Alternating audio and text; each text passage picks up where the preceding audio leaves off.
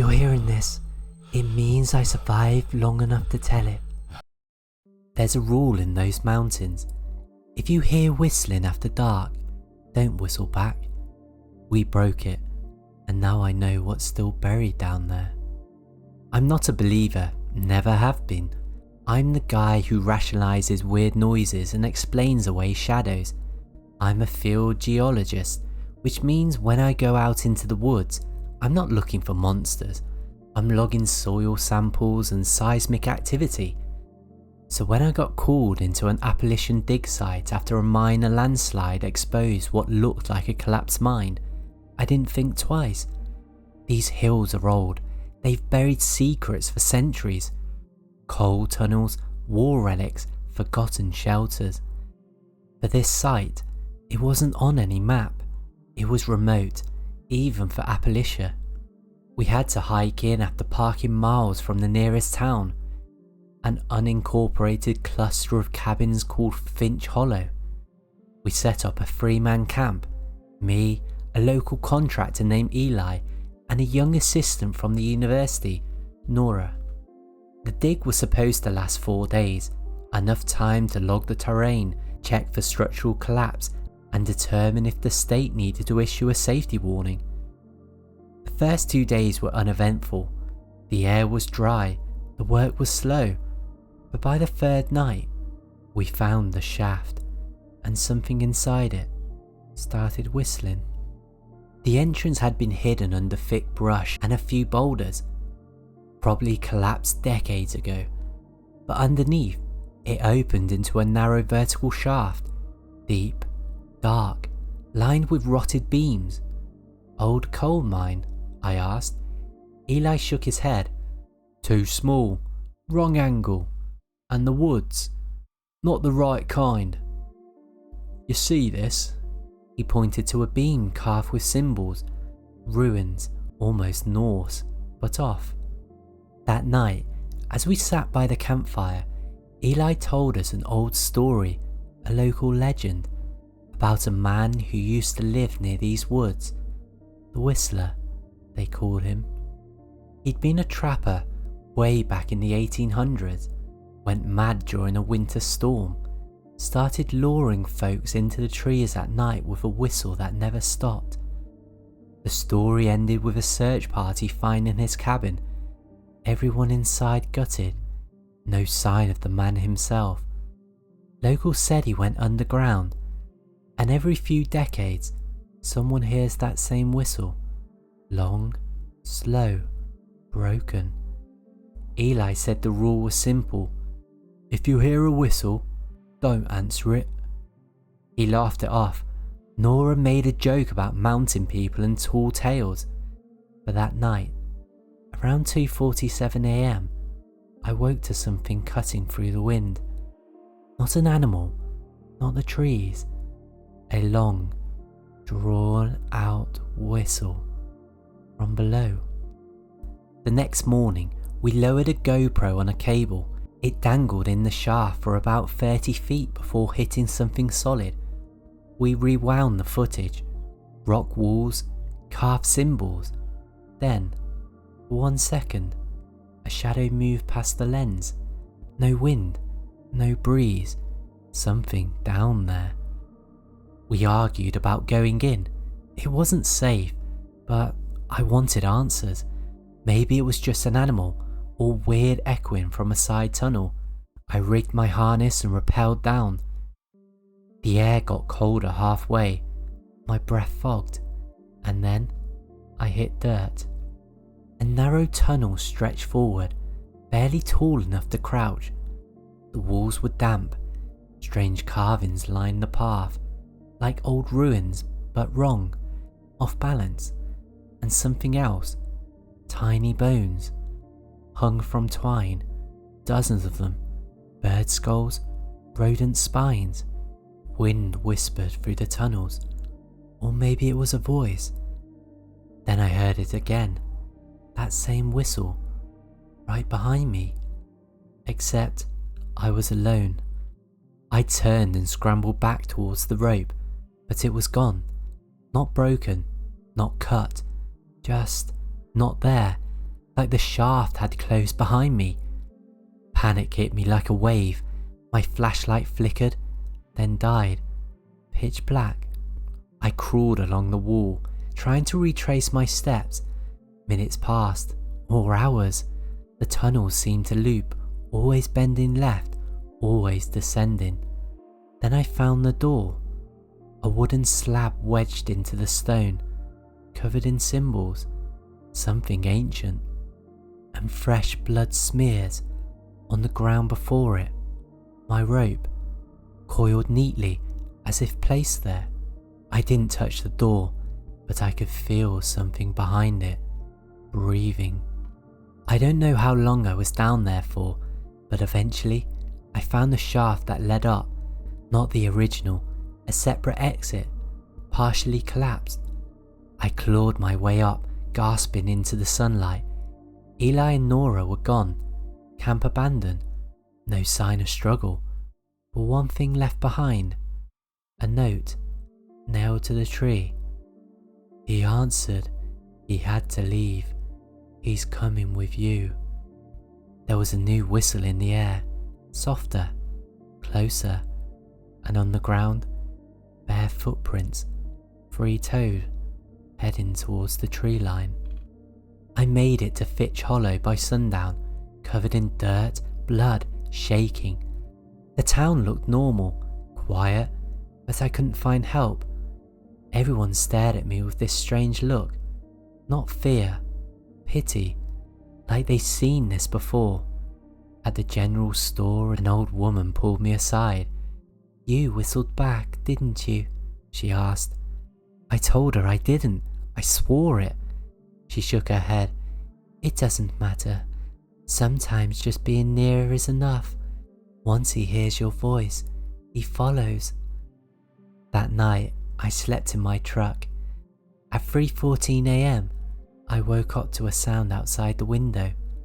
A long, slow whistle and a shadow standing in the tree line, watching, waiting.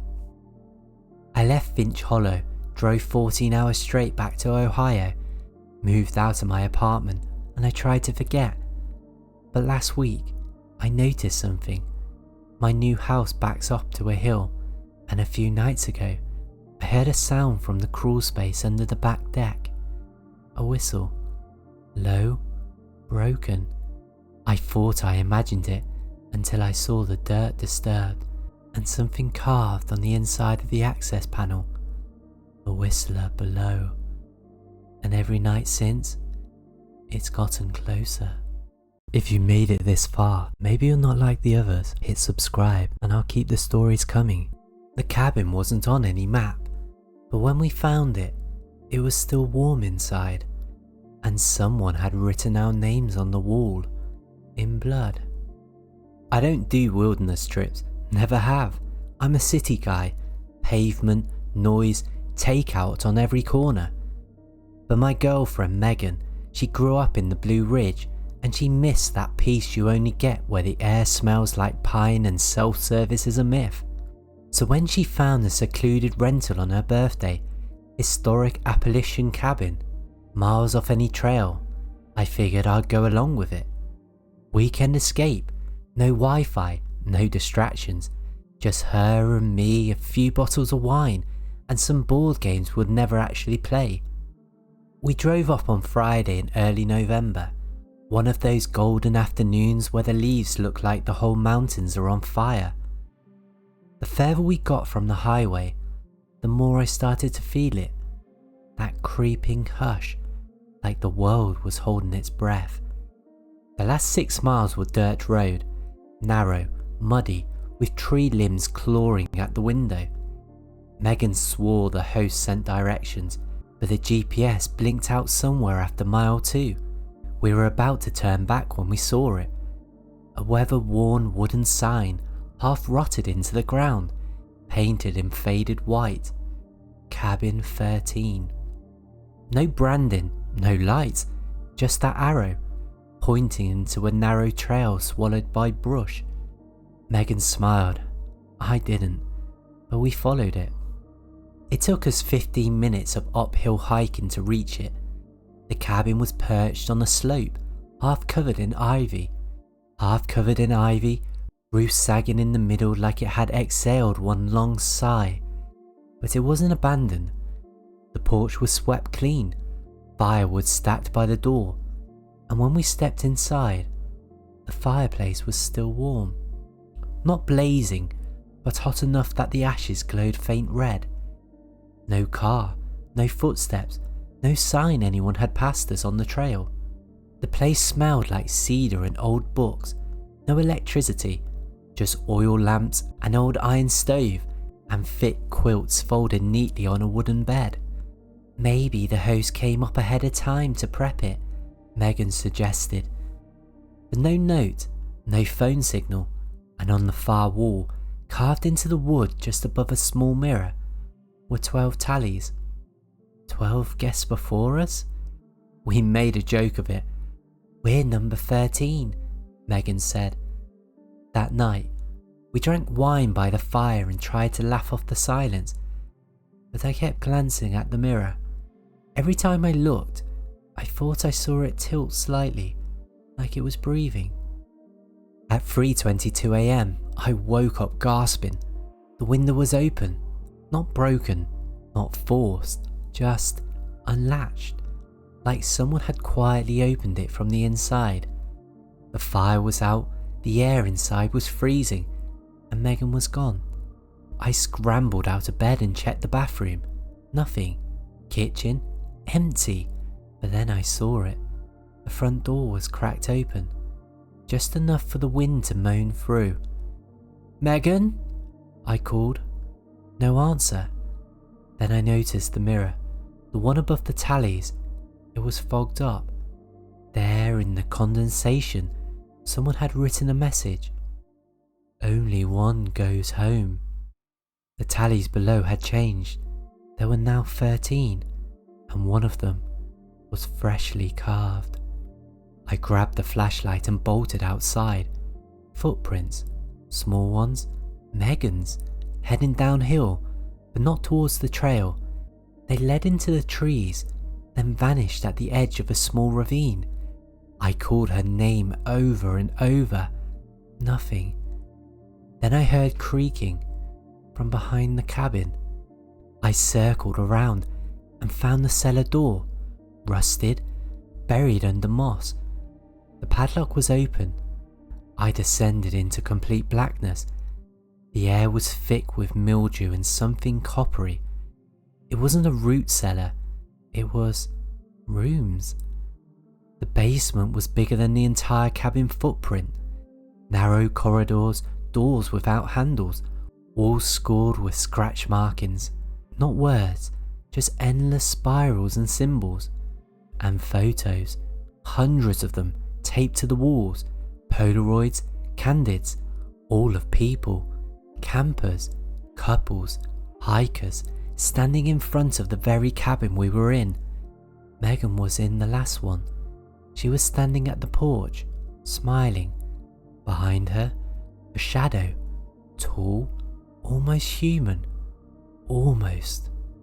In the last room, I found a chair and a screen. It looked like a twisted makeshift security setup. Wires and monitors and an old CCTV panel duct taped to a car battery, and the screen was on, flickering. The feed showed the bedroom upstairs, and Megan was there, asleep in the bed, except I was downstairs.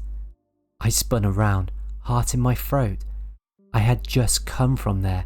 I'd seen the bed empty, and now there she was, on the camera, breathing shallowly. But the timestamp on the screen said, Cabin 13, 3:23 a.m, loop active. I grabbed the camera.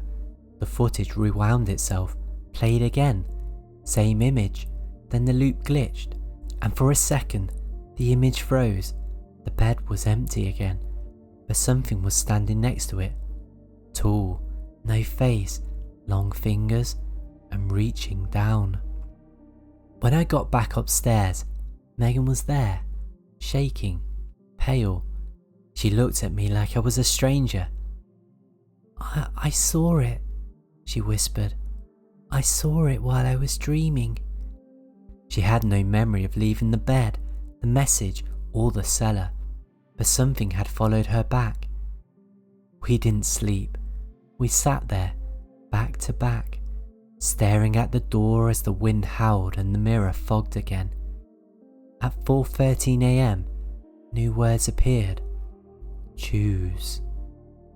Only one of us could leave.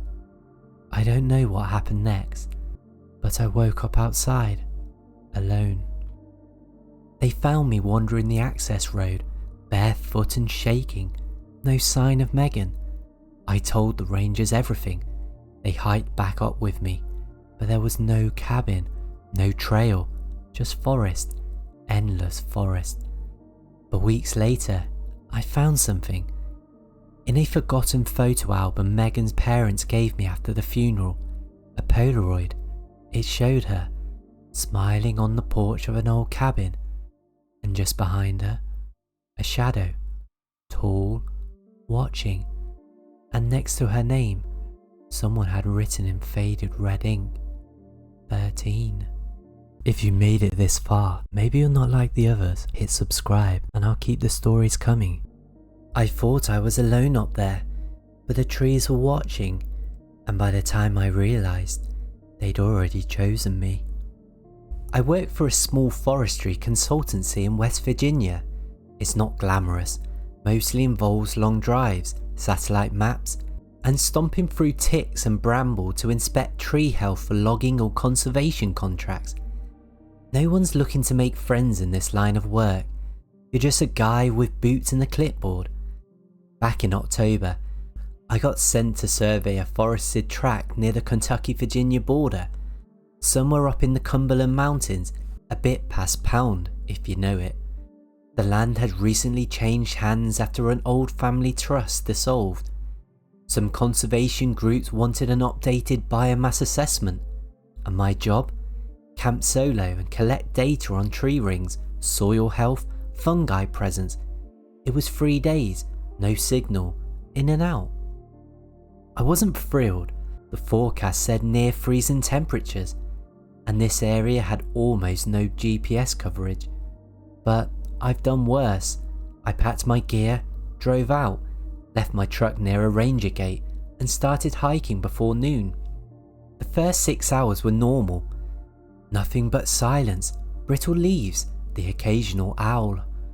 By nightfall, I reached the first waypoint, a small clearing surrounded by unusual tall sycamores.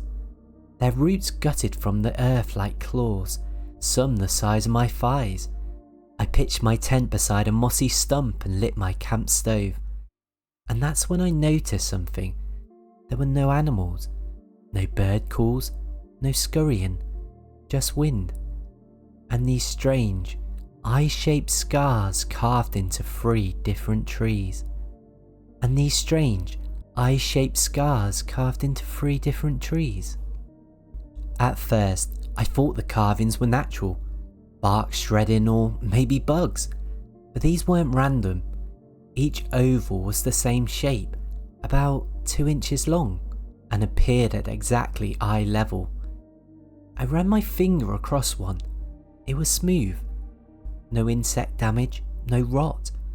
That night, I tried to sleep, but the wind wouldn't stop. Not a normal breeze. It came in steady, deliberate gusts, like something was walking through the trees in a circle. Crunch, pause, crunch. I shined my flashlight into the trees. Nothing. I zipped the tent shut, but I didn't sleep. The next morning, I found 3 fresh eye carvings, one on each side of my tent, each at a different tree. That's when I noticed it. Each one was exactly 5 feet 10 inches off the ground, same as me. Still, I convinced myself it was a prank, maybe locals trying to spook the outsider. But there were no boot prints, just roots and scattered leaves, as if something had slithered, not walked. By day 2, I started seeing them everywhere. Dozens of trees, all with the same eye carvings. They seemed to multiply as I walked deeper. I marked my position on paper, snapped photos. The trees weren't just marked, they were tilted, growing inwards towards a central point, like they were leaning in to listen. Around 3:40 p.m, I reached a clearing at my second waypoint. In the centre was what I thought was a dead log, but it wasn't wood. It was woven. Bones, sticks, long strands of animal hair, or human, twisted into a humanoid shape, curled like it had been buried and clawed its way up. It reeked of sulphur and mould, but what made me turn around wasn't the totem, it was the roots. They were writhing, not visibly, but repositioned, curled around it like claws, and each one of them, I swear, had those same eyes carved in. I didn't touch it, I didn't take samples. I backed out of the clearing and I ran. Back at camp, I triple checked my tent zips, scattered scent blockers and left a light on. I couldn't sleep, not with the way the wind scraped through the canopy. It was louder now, less like wind, more like whispers layered over each other. At 3:11 a.m, I woke up with a jolt. My boots were beside me, inside the tent, but they were full of dirt. Fresh, dark, moist dirt, packed in tightly up to the ankle. My socks were still on, no soil anywhere else in the tent, just the boots, like something was trying to root me there. That's when I checked my ankles. They were bleeding, thin scratches spiraling around both legs, as if fingernails had dragged me upwards from my feet. I didn't sleep again that night. By morning, I was shaking. I packed up early. I couldn't think straight. I filmed a quick video diary, mumbling about the carvings, the totem, the boots. Just in case something had happened, I planned to follow the GPS path back, a full day's hike, then radio for evac. But the trees wouldn't let me. The path was different. Same landmarks, but distorted. The lean of the trees now pointed me deeper in. No birds, no light. I kept thinking I saw movement between trunks, something hunched, observing. I finally reached the ridge around sunset. My legs gave out, and that's the last thing I remember. They found me 26 hours later, curled up under a sycamore, speaking a language no one could identify. I had claw marks across my back and soil under my eyelids, but the worst part, my body cam footage. They showed it me after I recovered. In the final clip, time-stamped 3:13 a.m, I'm standing in the clearing, staring at the totem, and I say, clearly, in a voice that isn't mine, "We remember the old ones. He returns in roots." Then I smile and dig my fingers into the earth. I left the job, I left the mountains, but I still wake up some nights with dirt under my nails. My fingernails grow faster now. My pupils, they're slightly elongated. Doctors say it's psychological, but I know what I saw. I know what's still in there, feeding, watching, waiting for someone else to listen too closely.